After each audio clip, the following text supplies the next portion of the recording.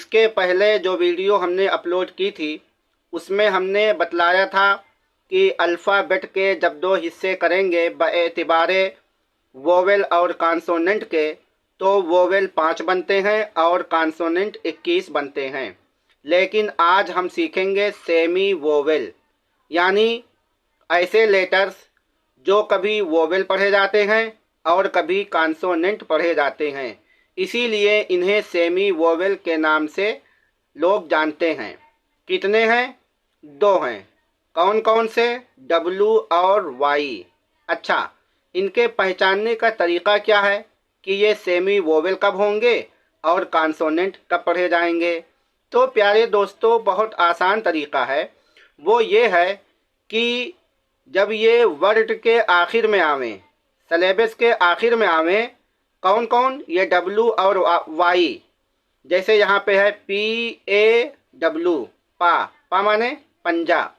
तो दोस्तों W यहाँ पे इस वक्त सेमी वोवेल है।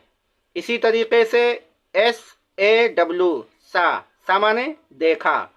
तो दोस्तों यहाँ पर भी W इस वक्त सेमी वोवेल की हैसियत से इस्तेमाल हुआ है। तो ये W और Y जब वर्ड के आखिर में आवें तो इन्हें सेमी वोवेल कहते हैं।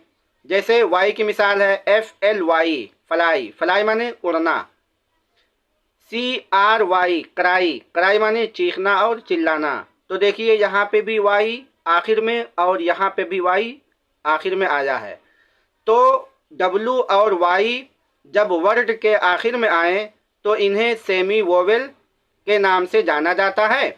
लेकिन यही W और Y, जैसे कि हमने यहाँ देखिए लिख रखा है, जब शुरू में आवें, W और Y जब वर्ड के शुरू में आवें, जैसे वाटर, तो इन्हें कॉन्सोनेंट कहते हैं।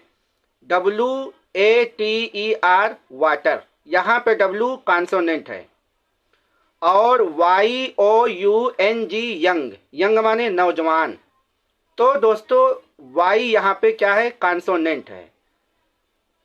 W और Y यहाँ पे कॉन्सोनेंट माने जाएंगे।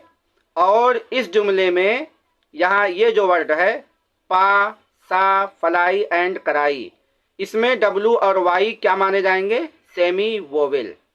तो दोस्तों बहुत आसान तरीका है, ज़रा सा ध्यान दे देंगे समझ में आ जाएगा।